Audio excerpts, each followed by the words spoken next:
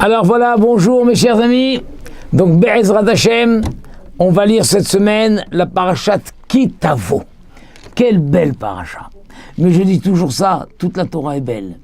Mais cette paracha Ki Tavo, quand tu arriveras en Eretz Israël, le but de chaque juif, un jour tu arrives en Israël. Évidemment à l'échelle collective, mais aussi à l'échelle individuelle. Chaque juif peut, à l'échelle individuelle, arriver en Eretz Israël, s'installer en Eretz Israël. Et la Torah dit, lorsque tu arriveras en Eretz Israël, tu vas avoir un champ, tu vas avoir un jardin, tu vas cultiver, il y aura des arbres fruitiers, eh bien, tu vas récolter les prémices de chaque chose qui pousse dans ton champ, dans ton jardin. Et tu en feras un grand panier. Et tu iras jusqu'à Yerushalayim. Et tu te présenteras au Kohen. Et tu lui donneras ce panier. Mais avant de lui donner, tu feras un discours. Un discours dans lequel tu vas retracer toute la vie de ton peuple, qui a commencé en dehors d'Israël. Et tu vas retracer les exils, l'esclavage d'Égypte, et la traversée du désert, et tous les dangers, tous ceux qui ont voulu éliminer le clan Israël. Et enfin, nous sommes arrivés dans cette terre. Mes parents, mes grands-parents sont arrivés. Et moi, je suis un descendant de tout cela. Et voilà, j'ai cultivé ma terre, et voilà, ça a poussé. Merci Hachem, merci Hachem. Et je remets les prémices. Voici, Monsieur le Kohen, voici les prémices de tout ce que ma terre a donné. Et il y a des corbanotes, c'est une cérémonie merveilleuse qu'on appelle les bikurim. Les bikurim. Alors le pasuk dit là-bas, Ubata el Kohen, tu viendras chez le Kohen, Asheriye bayamimahem. Tu viendras chez le Kohen qui sera en ce temps-là. Et Rashi nous dit, pourquoi la Torah précise qui sera en ce temps-là? Tu vas pas venir chez un Kohen d'une autre époque. Bien sûr, je viens chez le Kohen de mon temps. Alors Rashi dit, la Torah veut te dire ici une notion. En lecha el Kohen shebeyamera. Tu n'as que le Kohen de ton époque, le Kohen de ton temps. Kemoshehu, tel qu'il est. Ah, ouais. Ne dis pas, ah là là, c'est plus que c'était. Ah, moi j'ai connu les grands Kohanim. J'ai connu aujourd'hui les Kohanim, mais ils connaissent rien. Ils connaissent rien, ils sont nuls. Ah, moi j'ai connu. Non, ne dis pas ça. Tu iras chez le Kohen de ton temps. Et tu le prends tel qu'il est. On a déjà trouvé cette notion chez les Shoftim. Vous vous rappelez, Shoftim, tu iras chez le juge qui sera Asheriye bayamimahem. Pareil, là-bas on avait dit, chaque juge, c'était marqué là-bas, Afalpi sheno gadol veharam. Même si le juge de ton époque n'est pas aussi grand, n'est pas aussi sage que Shoftim Arishonim comme les premiers juges. Ah, j'ai connu moi les grands juges. Ils connaissaient tout. Ils étaient perspicaces, ils étaient intelligents, on ne pouvait pas les rouler. Oh, j'ai connu tout ça. Et bien, même si celui-ci n'est pas aussi grand, aussi sage que les autres, Asher Hayou Lefanenu Mina Olam, qui étaient avant nous dans les époques d'antan. Ah, j'ai lu des livres sur les grands Shovatim. C'est plus ça. Oh, c'est plus les mêmes. Hein. Eh bien, Tsarir Lishmoalo, tu dois quand même te soumettre au juge de ta génération. Et il y a le fameux proverbe qui dit Iftah Bedoro, Keshmuel Bedoro. Iftah, à son époque, Iftah c'était un juge, mais il était ignorant. Eh bien, Iftah à son époque, Keshmuel Bedoro. Comme Shmuel à son époque, Shmuel à la vie, à lui tout seul, il faut Moshe Rabbeinu et Aaron. Eh bien, Iftah à son époque, comme Shmuel à son époque. Donc on a, par deux fois la Torah te redonne cette précision. Ne sois pas mélancolique. Ne dis pas, en arabe on dit Ya Chasra. Ya Chasra, Ya Chasra, Ya Chasra. Ya Chasra. Comment c'était à l'époque. À l'époque. Non. C'est pas une démarche juive. Chaque génération a son juge. Chaque génération a son Kohen. Et tu te présentes chez le Kohen tel qu'il est. Tel qu'il est, Rachid te dit Kemoshehu, comme il est. Mais Behemet, Rav Bergman, dans son Sefer, Sha'arei Ora, comme d'habitude, d'ailleurs j'ai promis de donner la page, à la page Shin Pe Gimel, parce que j'ai rencontré des gens qui m'ont dit on a acheté le Sha'arei Ora grâce à vous. Et on fait Hazara, on fait révision du Dvar Torah dans le texte. Dites-nous la page. Donc la page c'est Shin Pe Gimel 393. Alors le Rav Bergman demande, mais c'est incompréhensible ça. C'est incompréhensible que n'importe quel Kohen peut être celui qui reçoit notre déclaration. Parce que la Gemara, vous savez, dans Brachot dit Arba Tzrichim Leodot. Dans la Bracha, dans Brachot, Nun Dalet Amud Bet, 54, folio 2. Il y a 4 qui doivent être reconnaissants. Ça veut dire faire la Bracha de Hagomel. Hagomel, Baruch Ata Hashem Elokeinu melech haolam, Hagomel lehayavim. Tovot shegemalani kol tov. Je te remercie Hashem, toi qui donnes à ceux qui ne le méritent pas. Tu leur fais des bienfaits. Et toi, tu vas faire moi des bienfaits. Il y a 4 qui doivent dire cette bracha. Celui qui a traversé la mer, en barque, en bateau, en paquebot. Il a traversé la mer, il est rentré d'un côté, il est sorti de l'autre côté, il arrivait à la synagogue, il fait bracha de Hagomel. Merci Hachem, j'ai traversé la mer, j'en suis sorti sain et sauf. Celui qui traverse le désert, il en est sorti sain et sauf. Il fait Hagomel. Un malade, il a été hospitalisé. Et bon, Hachem, il rentre à la maison. Et dès qu'il peut, le premier Shabbat, il sort, il va à la synagogue, il est encore un peu pâle et tout. Il fait Hagomel devant tout le monde. Et pareil, quelqu'un qui est en prison. Il sort de prison. Il arrive, et il fait la bracha de Hagomel. Et la bracha de Hagomel, il faut la faire devant 10 personnes. Mais la Gemara dit, sur ces 10 personnes, il faut qu'il y en ait au moins 2 Talmidei Chachamim. Il faut qu'il y ait 2 Talmidei Chachamim. Tu ne peux pas faire devant 10 ignorants. Ils n'y comprennent pas. Ils ne comprennent pas la grandeur du miracle. Il faut 2 Talmidei Chachamim. Alors si c'est comme ça, le Rav Bergman il demande. Maintenant, nous avons celui-ci qui vient faire une déclaration. Je reconnais Hachem, je remercie Hachem, je reconnais tout ce que tu as fait, etc. Et il amène, voici les prémices de mon chant. Et il remet tout ce discours et tout ça, il le fait devant le Kohen. Et là, la Torah te dit, quel que soit le Kohen, c'est pas obligé que ce soit un haram. Pourquoi Rav Bergman demande? Pourquoi? On a vu que la bracha de Hagomel, il faut qu'il y ait 10. Donc là, pas la peine de 10. On est au Beth Amikdash, un Kohen suffit, d'accord. Mais on voit que sur les 10, il faut qu'il y ait 2 Talmidei Chachamim. Et là, il y a un seul Kohen. Et tu dis, même s'il n'est pas Talmidei Chachamim, le Kohen de ton temps, prends-le tel qu'il est. Pourquoi? Et alors là, Rav Bergman nous donne une définition merveilleuse. Il faut savoir que les 4 dont nous avons parlé, celui qui traverse la mer, celui qui traverse le désert, celui qui sort de l'hôpital et qui est guéri, celui qui sort de prison, en vrai, c'est contre nature, ça. Quelqu'un qui traverse la mer, normalement, il doit couler au fond de la mer. Quelqu'un qui traverse le désert, normalement, il doit mourir de soif dans le désert. Quelqu'un qui est malade, normalement, il doit mourir. Quelqu'un qui est en prison, il doit y rester. C'est un miracle. Il arrive, il dit, vous savez le miracle, j'ai un grand miracle. Quoi? J'ai traversé la mer. Et là, je suis là sain et sauf. C'est un grand miracle. J'ai traversé le désert, je suis là sain et sauf. Un grand miracle. J'ai guéri de ma maladie, je suis sain et sauf. Un grand miracle, je suis sorti de prison. Ne peut comprendre que c'est un grand miracle qu'un Talmidei Chacham. Quelqu'un qui n'est pas Talmidei Chacham dit, oh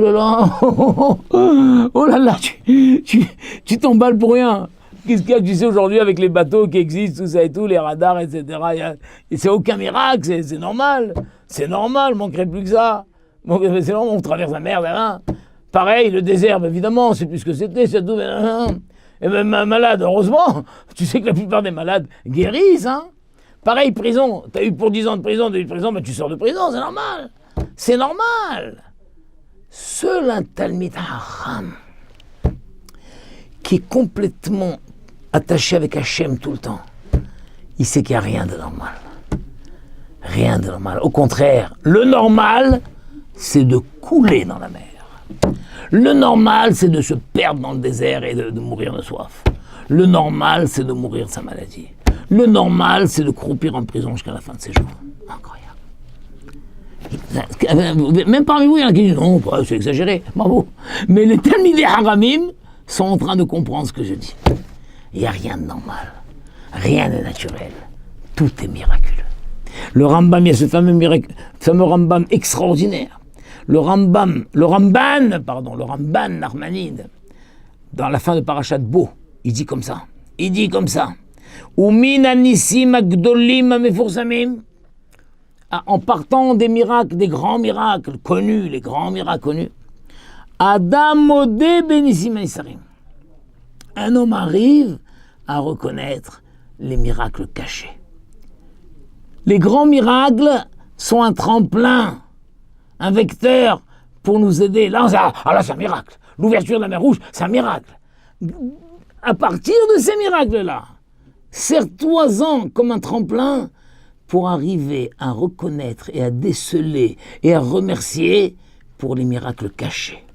She'em yesod Torah kula. Et ça, c'est la base de toute la Torah. La base de toute la Torah, c'est d'arriver à réaliser que tout est un miracle. She'en le'adam helek betorat Moshe Rabbeinu. Un homme n'a pas de part dans la Torah de Moshe Rabbeinu tant qu'on n'arrive pas à croire dans tout ce qui nous arrive, ou nous tous les incidents, toutes nos paroles, tout ça, chez Kulam Nissim.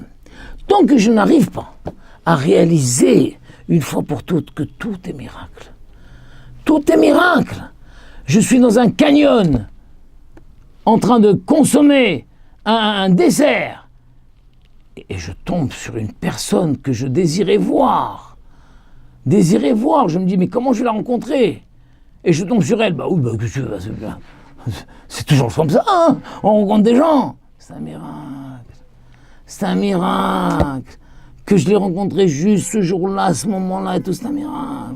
Que je sois venu faire mes courses justement ici et pas ailleurs, c'est un miracle. Tant que tu n'arrives pas à croire que tout est un miracle, il te dit comme ça, En baem teva, il n'y a rien de naturel. Ou minhago shel olam. Mais non, c'est l'habitude du monde, il n'y a rien, c'est pas vrai. Rien n'est naturel, rien n'est dans le cycle normal du monde, tout est un miracle. Ben berabim, ben beyahid. Aussi bien au niveau collectif qu'au niveau individuel. Comme je vous ai dit, je suis là en train de manger une glace, etc., un dessert fruité, délicieux. Et puis, mais enfin, mais oui, la personne que tu voulais, mais c'est lui. Et moi, je ne le connais même pas, mais c'est lui. Quelqu'un dit, bon, n'exagérez pas, ça se fait, c'est un miracle. Tant que tu n'arrives pas à croire de ça, que c'est un miracle, le Rambam te dit, tu n'as toujours pas une part dans la Torah de Moshe Rabbeinu. Tu comprends? Aussi bien à l'échelle collective qu'à l'échelle individuelle. Et sur la base, et il t'aide, parce que des fois il fait vraiment des grands miracles qui sortent des lois de la nature, c'est pour t'aider. C'est un tremplin, comme je vous ai dit, pour réaliser que tout le temps est un miracle. Et quand tu traverses le désert et tu es sorti, c'est un miracle. Et quand tu as fait ta croisière en bateau, et que c'est normal, tout se passe bien. Non, normalement, t'aurais dû couler.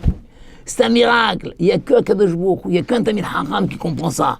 Il te dit cette phrase extraordinaire, Rav Bergman. Rav Bergman, il te dit, il faut savoir que quand on fait la bracha de Hagomel, quand tu fais la bracha de Hagomel, Shabbat, tu montes et tu dis, Baruch ata Hashem Elokeinu melech haolam, Hagomel lechayavim tovot shigemani kol tov. La plupart des gens croient que voilà, je viens remercier Hashem de m'avoir amené en bonne santé à la maison, etc. Mais c'est plus que ça. C'est plus que ça. Au moment où tu fais ta bracha, tu dois réfléchir et tu dois te dire, c'est un miracle. Bien que tous les jeudis, je prends l'avion, je rentre en Eretz Israël, etc., je fais ça toujours. C'est un miracle. C'est pas simplement te dire merci Hachem de m'avoir apporté en bonne santé à la maison. Merci Hachem pour le miracle que tu m'as fait. Parce qu'il te dit, Yesh lehavin, Yesh le'avin que kol habria hi begeder nes. Toute la bria, c'est un nes. Ve'i kayemet rak befiv shel hakadosh baruch hu amekayma becholet. Et la bria, la création, tout, ne tient que par la bouche d'Akadosh Baruch Hu qui la maintient en permanence. En permanence. Le bonhomme, il est monté dans son bateau, d'accord, normalement il devrait couler, Akadosh Baruch Hu maintient le bateau. Il irait entrer dans le désert, il devrait se perdre, il devrait mourir de soif et tout, Akadosh Baruch Hu le permet. Il est malade et tout, il va mourir, non, Akadosh Baruch Hu le tient. Il est en prison. On devrait l'oublier en prison, on a oublié, c'est fini, il devrait mourir en prison, non, que je se répète, que tout le monde va, et il sort en prison. Ben, c'est normal, c'est la date où je vais sortir, c'est un miracle. C'est un miracle. Qui c'est qui comprend ça? Tamid Haram. Donc c'est pour ça que dans toutes ces situations, il faut 10 personnes pour répandre le miracle. Mais sur des 10 personnes, qu'il y en ait 2 au moins qui comprennent l'ampleur du miracle. L'ampleur du miracle. Mais pour notre histoire du Cohen, c'est autre chose. Il ne vient pas dire, voilà, c'est un miracle que ma terre a poussé, a donné des fruits, etc. Ça, on le sait que c'est un miracle. Mais c'est pas ça. Là, aujourd'hui, quand il vient apporter son panier, qui vient raconter tout ce qui s'est passé, depuis l'origine, depuis avant même Avraham Avinu, depuis même le père d'Avraham, Terach, qui était idolâtre, et comment Avraham Avinu a retrouvé le bon chemin, etc. Et la naissance des tribus, et l'Égypte, et la vanne, et tout, jusqu'au moment où j'arrive sur cette terre, et il fait son discours.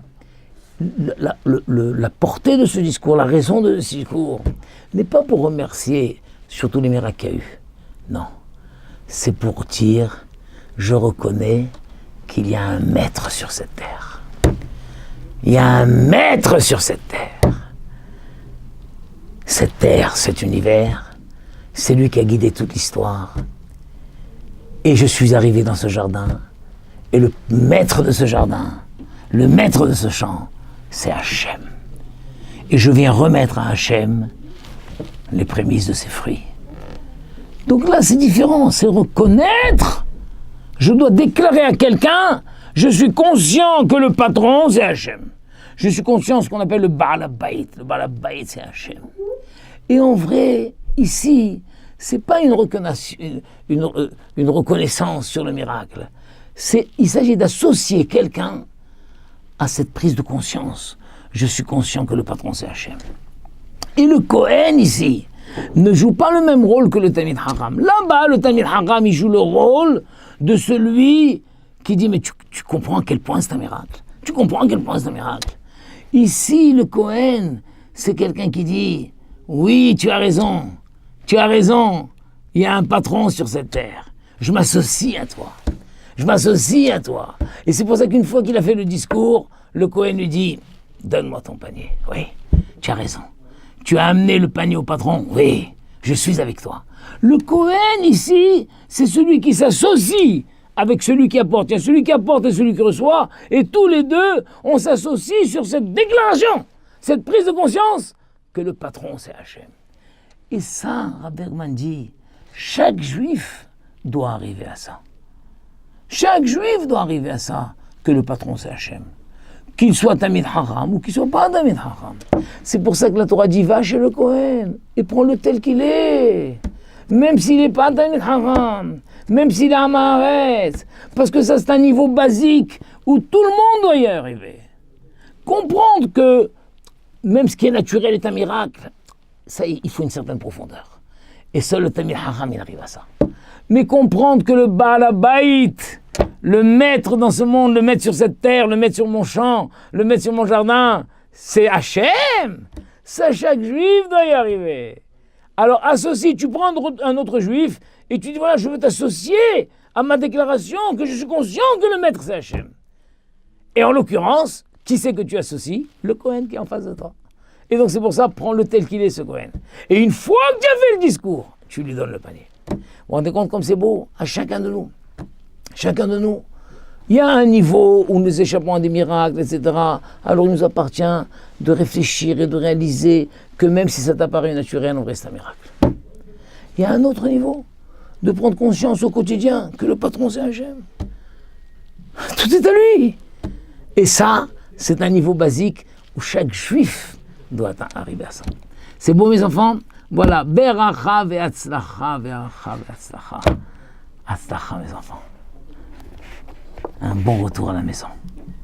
Kol tov.